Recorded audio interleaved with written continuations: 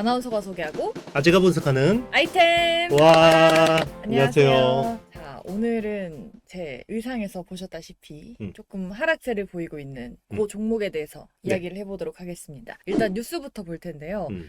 엔비디아 이어서 AMD도 반도체 중국 수출을 재개했다라고 네. 하면서 상승했다고 하죠? 네, 깜짝 발표죠. 네. 그래서 제가 보기에는 이제 시진핑이랑 트럼프가 만나야 되잖아요. 네. 그럼 이제 만나려면 서로 또 이렇게 얼굴 붉히면서 만날 수는 없으니까 그쵸. 일단 대화의 물꼬를 트기 위해서 서로 이제 작은 선물을 하나씩 주자. 작은 선물. 네, 그래서 이제 중국은 히토류를 네. 이제 준 것 같고, 미국은 아무래도 이제 기존에 어떤 판매하고 있던 저가 H10이라는 이제 중국향 저가 칩 판매 허가 재개를 하지 않았을까라고 네.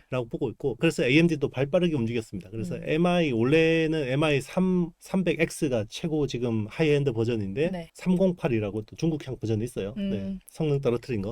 네. 그래서 어떻게 보면 참 자존심 상하는 거죠. 중국 어. 입장에서는. 그래도 써야 된다. 음. 그래서 이제 그런 것들이 판매 허가가 재개되면서 최근에 그래도 엔비디아와 AMD가 제일 주가 흐름이 양호했는데 또 여기에다가 또 주막합편 식으로 네. 또 좋은 호재가 나왔습니다. 알겠습니다. 자, 국내 이슈로 보자면 주문형 반도체가 HBM의 큰 손으로 떠올랐다고 하던데 네네. 이건 무슨 뉴스인가요?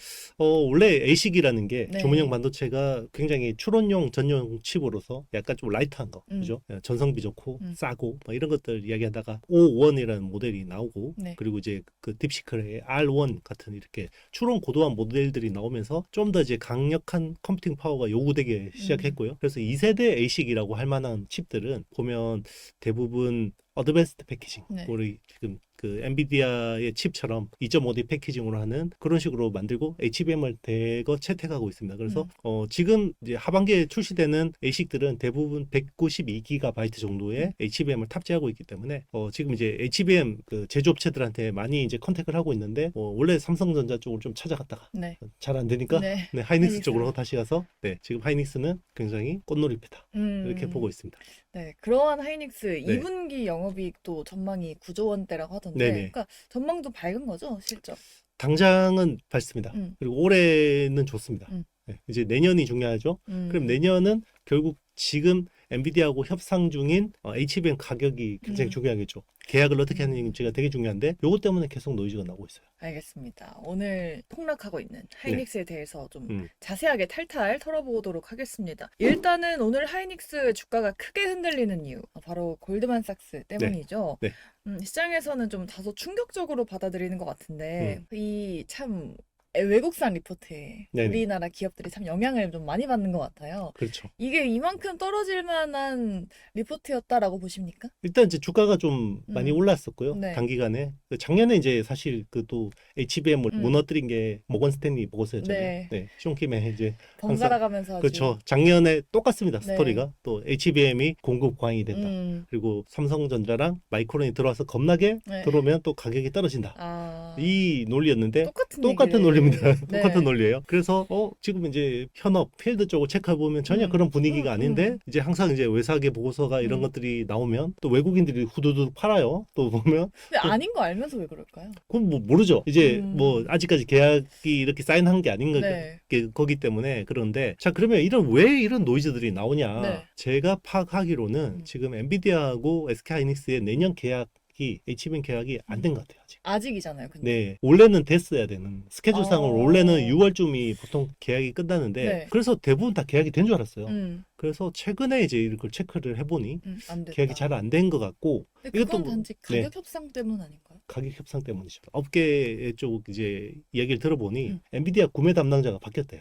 아, 네. 바뀌었는데 갑자기요? 네, 바뀌었는데 네. 이제 그 바뀌면 어떻게 돼요? 자기가 성과를 내야 되잖아요. 근데 하이닉스가 너무 비싸게 받는 것 같은 거죠. 그래서 계약 가격 좀 깎자. 네. 그랬더니 하이닉스 입장에서는 아니 이거 독점이고 뭐 지금 삼성전자는 보니까 안 될 것 같고 네. 마이크론은 뭐 된다고 뻥만 뻥뻥 치는데 물량 돼. 얼마 안 될 것 같다. 그럼 우리가 왜 깎아줘야 되냐?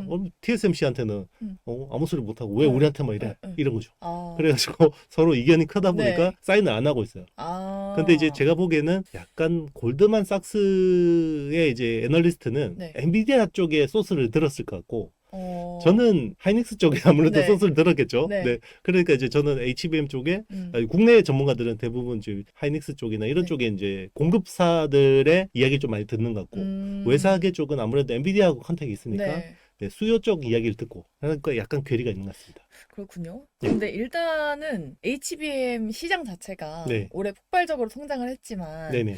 내년 전망이 리서치 기관마다 좀 큰 차이가 있거든요. 네네. 뭐 수요 정체를 우려하는 쪽도 있고 네. 여전히 공급 부족이다 이렇게 네. 전망하는 쪽이 있는데 이렇게 좀 의견이 분분한 이유가 어디에 있다고 보십니까? 일단 작년에 올해 HBM 시장 전망한 거 다 틀렸잖아요. 네. 그죠? 네. 대다수 뭐 시장 조사 업체들이나 뭐 리서치가 상당 부분 틀렸고요. 네. 그러니까 작년에 전망한 것보다 올해가 훨씬 커요, 성장률이. 그리고 이제 올해 전망한 것보다 내년에 성장률이 저는 더 클 거라고 봐요. 그러면 이제 계속 과소평가하는 거죠. 왜냐하면 그동안 메모리 반도체라는 게 항상 이제 시장이 막 커지면 항상 가격이 떨어졌었어요. 떨어지면서 이제 이게 안정화되면서 이게 네. 사이클을 만들었던 네. 거거든요. 근데 HBM은 안 떨어지는 거죠. 자, 그렇게 치면 엔비디아 칩 가격이 떨어져야 되잖아. 떨어져요? 안 떨어지죠. 그렇죠. TSMC 그러면 파운드리 가격이 떨어져요? 안 떨어지죠.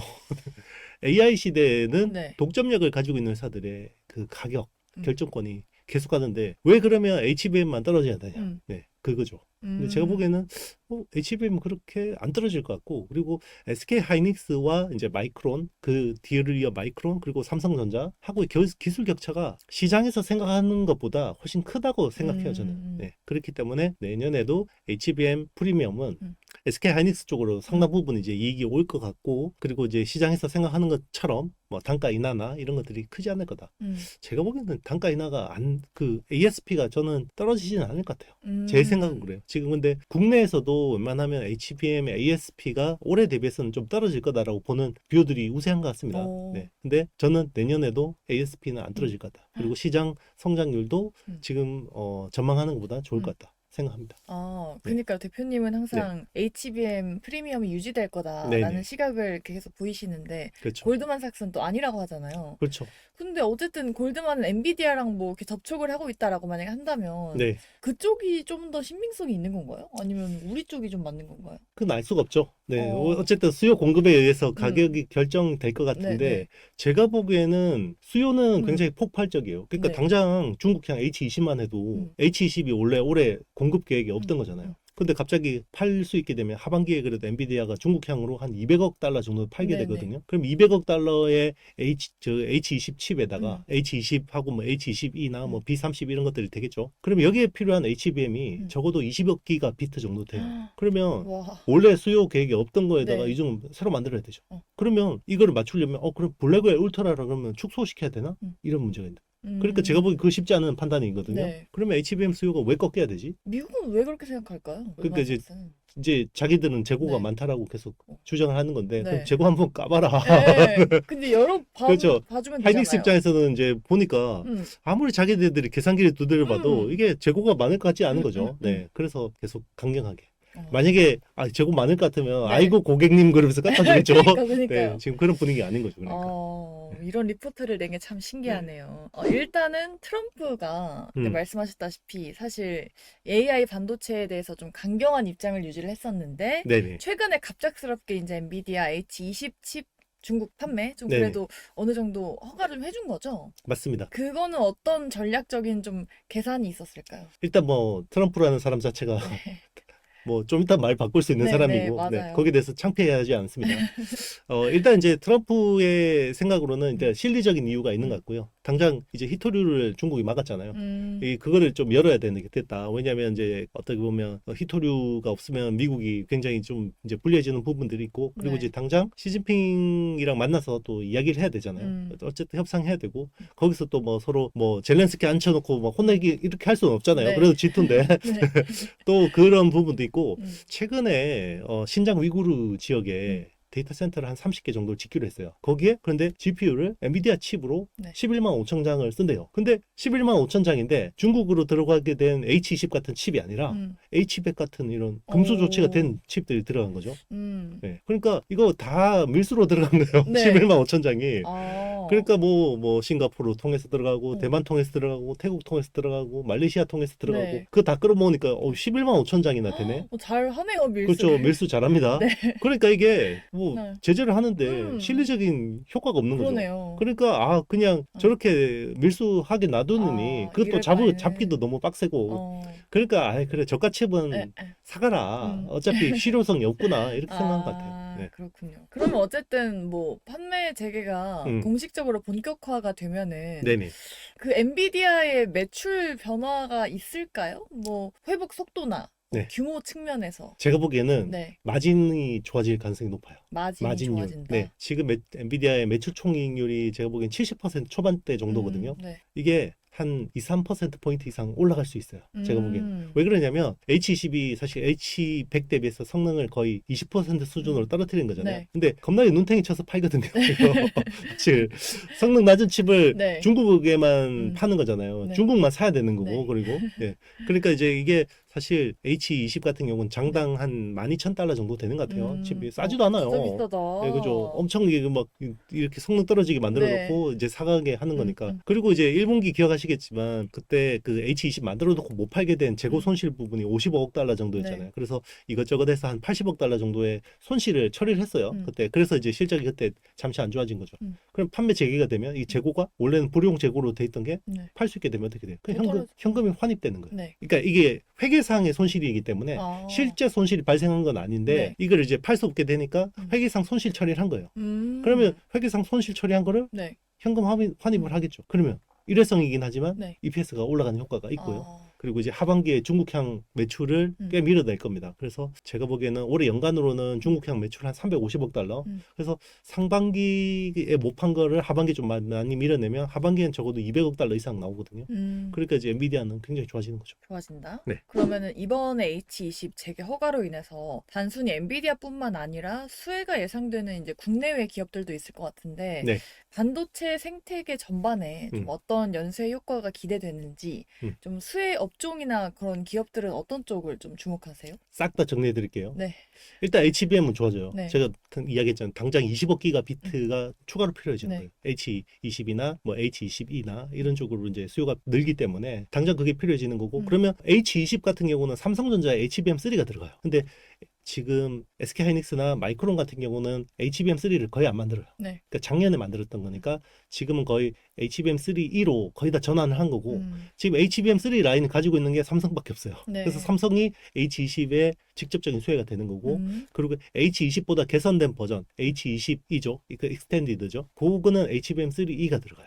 그래서 이거는 8단 제품으로 SK하이닉스가 납품을 할 것 같고 그러면 하이닉스도 수혜를 보게 됩니다. 그래서 삼성전자, SK하이닉스는 수혜를 보게 되죠. 네. 그리고 이제 아무래도 H20 칩이지만 어드밴스드 패키징이 기본으로 채택이 돼요. 그래서 코어스라고 하는 공정이 필요해지거든요. 그러면 2.5D 패키징을 하기 때문에 TSMC가 수혜를 보죠. TSMC가 이제 당초 생각한 것보다 코어스 쪽에 그 수요가 늘어나는 효과가 있고 네. 그리고 이제 그 코어스 할 때 여기 중간에 실리콘 인터포저를 쓰는데 그 실리콘 인터포저를 UMC라는 회사가 합니다. 대만에 이제 그래서 UMC가 또 수혜를 보게 되고요. 그리고 이제 어드밴스드 패키징 쪽에 수요가 늘어나면 미국의 M코 테크놀로지가 그쪽에 이제 그 약간 좀 쉬운 공정들을 일부 외주를 가져올 수 있게 됩니다. 그래서 굉장히 많이 여기저기 수혜를 보게 되는데 국내 쪽은 아무래도 HBM이 좀 직접적으로 볼 수 있죠. 그래서 국내 쪽 수혜는 HBM을 납품하는 SK하이닉스, 삼성전자가 수혜를 보게 됩니다. 그리고 H20 같은 경우는 직접적으로 삼성전자가 수혜를 볼 수 있는데 삼성전자가 이번 1분기 쇼크 나왔던 게 그 재고 손실 처리 부분 있잖아요. 그게 HBM 만들어 놓고 못 팔게 되는 제품들이 꽤 있거든요. 그러면 팔 수 있게 되잖아요. 그러면 엔비디아처럼 똑같이 재고 손실, 회계상의 손실 처리를 현금으로 다시 환입할 수 있는 그런 가능성이 있습니다. 아하, 알겠습니다. 그러면 H20이 다시 허용되면서 중국을 겨냥해서 개발 중이던 B30이든 그런 블랙웰 기반 저사양 대체 칩들의 향방도 이제 주목을 받고 있는 것 같은데 이제는 이런 계획이 좀 수정되거나 방향이 달라질 가능성도 있는 건가요? 저는 그럴 가능성이 있다고 생각해요. 그러니까 일단 우리는 H20보다 H 시리즈는 호퍼 기반이니까 블랙웰 기반인 B30이 더 좋은 거 아니냐 생각할 수 있는데 안 그래요. H20의 성능이 오히려 더 나을 수도 있습니다. 왜냐하면 B30 같은 경우는 HBM을 빼고 GDDR을 쓰거든요. 범용 메모리를. 그러면 사실 AI 가속기라는 게 메모리 밴드위스가 되게 중요하거든요. 근데 밴드위스를 성능을 떨어뜨렸기 때문에 이건 또 뭐 여러 가지 복합적으로 여러 가지 변수들이 있긴 하지만 그냥 러프하게 봤을 때는 H20이 전 B30보다 낫다고 보거든요. 그러면 중국 입장에서는 굳이 B30을 살 요인이 별로 없어지기 때문에 제가 보기에는 B30은 아마 좀 이제 딜레이 되거나 뭐 약간 좀 불확실해질 가능성이 있고요. 오히려 뭐 블랙웰 아키텍처 기반으로 HBM을 채택하는 정도의 칩 H22보다 좀 더 개선된 버전이 블랙웰 아키텍처 기반으로 나올 가능성이 있다고 생각해요. 그래서 기존 어떤 제품 라인업들은 조금 약간 수정될 필요가 있습니다. 근데 최근에 이제 중국이 엄청 치고 올라오고 있잖아요. 네네. 캠브리콘, 화웨이 같은 중국 업체들이 자체 개발한 AI 칩 성능이 상당히 높아졌다는 보도가 나오고 있잖아요. 이런 상황에서 굳이 이제 H20 같은 네. 저가 외산 칩을 사용하는 이유가 뭐 따로 있을지, 네. 뭐 기술력 외에 또 다른 요인이 작용할 수도 있을까요? 일단 첫 번째는 제가 보기엔 실제로 그 걔들 주장대로 그렇게 성능이 좋나? 네. 라는 저는 의심이 첫 번째는 있고요. 네. 그래서 뭐 지금 뭐 화웨이의 뭐 어센드 910C가 뭐 H100의 70% 성능이다. 이건 중국 말고 안 써봤잖아요. 네. 그러니까 모르는 거고. 그냥 막 네, 던지는 거군요. 일단 이제 뭐 주장이니까. 예. 그리고 이제 그게 첫 번째 네. 이유인 것 같고 또 하나 이제 이유를 꼽자 그러면 우리는 이제 엔비디아 칩만 집중해서 보지만 사실 엔비디아 칩을 사게 되면 이제 쿠다라는 소프트웨어 생태계를 쓸 수 있죠. 그리고 이제 뭐 옴니버스라든지 네. 만약에 아니면 로봇 개발할 때는 아이작이라든지 뭐 이런 것들을 다 쓸 수 있는 소프트웨어 스택들이 굉장히 잘 돼 있는 거고요. 네. 그리고 이제 GPU를 사게 되면 엔비디아가 기본 제공해주는 이제 병렬 연결할 때 NV 링크나 NV 스위치 같은 것들이 솔루션이 제공되잖아요. 그런 것들 무시할 수 없는 거죠. 그러니까 이제 만약에 화웨이 칩이 이 칩 자체는 성능 좋다, 네. 뭐 캠브리콘이 성능이 좋다라고 하더라도 일단 병렬 연결할 때 얼마나 로스가 난지 알 수가 없는 거고요. 네트워크 꾸릴 때. 네. 그리고 이 칩을 가지고 또 프로그래밍을 해야 되잖아요. 그때 또 이제 쿠다를 못 쓰는 거는 굉장히 치명적이죠. 사실 AMD가 칩이 꽤 쓸만한데도 불구하고 결국 엔비디아의 아성을 못 넘었던 이유는 결국 쿠다 때문이죠. 쿠다 같은 거를 좀 만들기가 매우 어려운 거죠? 그러니까 만들 수는 있겠죠. 네. 근데 오래 걸리겠죠. 쿠다가 사실 2008년 뭐 그때부터 족보를 계속 쌓아놓은 거 아니에요. 그러면 이게 거의 뭐 10 몇 년 동안 계속해서 네. 세계 최고의 과학자들이 엔지니어들이 여기다가 족보를 다 쌓아놨는데 네. 이걸 대체하려면 시간이 필요하겠죠. 그래요? 중국도 뭐 그러니까 이제 그거죠. 젠슨왕 입장에서는 아니 이거를 우리 칩 못 팔게 막아놓으면 얘네들 독자 생태계 생기고 이게 안 좋은 건데 그렇게 이제 주장한 게 먹힌 거죠.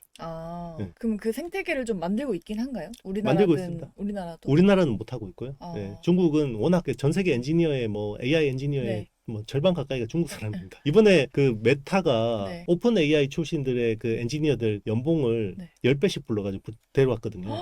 1억 달러씩. 10배요? 네. 와. 1억 달러면 한 우리나라 돈은 1,400억 정도 되잖아요. 1,300억. 연봉을 1,400억을 준다고요? 네네. 1인당이요? 1인당. 네?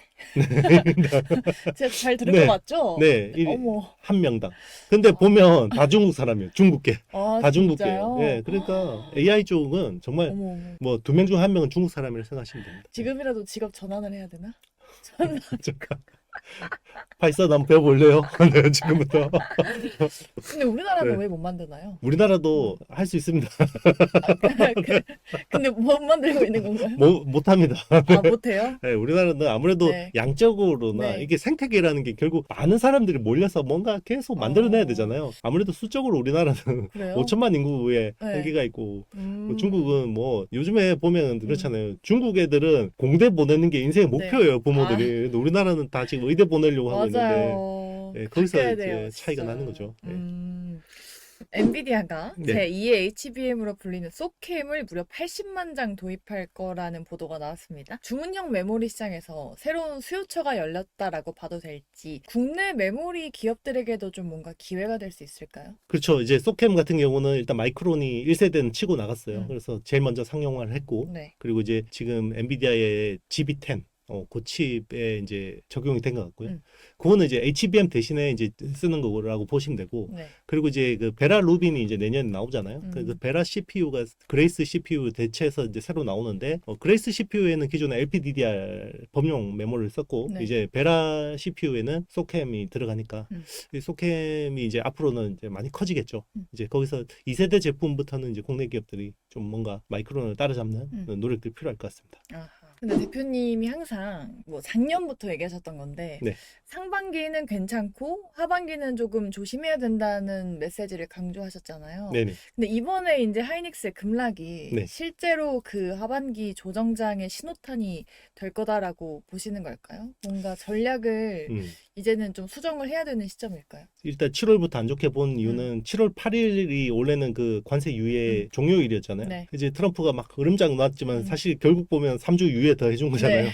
그래서 일단 8월 1일 되기 전까지는 제가 보기에는 타코 랠리, 트럼프 always chickens out. 아, 네, 트럼프는 항상 끝에 겁먹는다. 네, 네. 이게 이제 그 랠리거든요. 그래서 일단은 제가 보기에는 이달 말까지는 충분히 이제 불안한 가운데서도 이제 계속 올라갈 수 있는데 기존 주도주들이 사실 밸류에이션 부담이 좀 있어요. 그래서 이런 이제 부정적 이슈들이 나오면 네. 순식간에 또 급락했다가 이제 유동성은 좋거든요. 지금 유동성 좋기 때문에 또 저가 매수세들 들어와요. 요즘 네. 개인들이 뭐 정말 불개미거든요. 네, 불게. 이제 그러니까 그런 흐름들이 나타날 수 있고 네. 진짜 이제 트럼프가 8월 1일 이후로 진짜 관세 부과하겠다라고 하면 또 지난 4월처럼 네. 조정 가능성도 없지는 않습니다. 아하. 네. 그래서 일단 7월은 우리가 생각한 것보다 좋았지만 하반기가 그렇게 녹록진 않아요. 상황이. 그렇기 때문에 이런 것들 또 변수 생각하고 네. 항상 리스크 그 관리하셔야 되고요. 지금은 뭐 이 풀 악셀을 밟기에는 지금은 길이 꼬불꼬불해요. 상반기는 쫙 펼쳐져 있는 네. 거기에 그냥 쫙 밟으면 되는 네네. 건데 지금 하반기는 좀 그렇습니다. 아, 그래서 조심해야 됩니다. 옷을 좀 잘 입고 왔네요. 이렇게 약간 좀 네. 약간 하늘색처럼 잔잔하게 좀 조심하면서 그렇죠. 네. 가야겠네요. 알겠습니다. 자, 이제 마지막으로 우리 시청자분들의 댓글 읽기 하겠습니다. 우리 순이님께서 형수쌤 늘 멋집니다.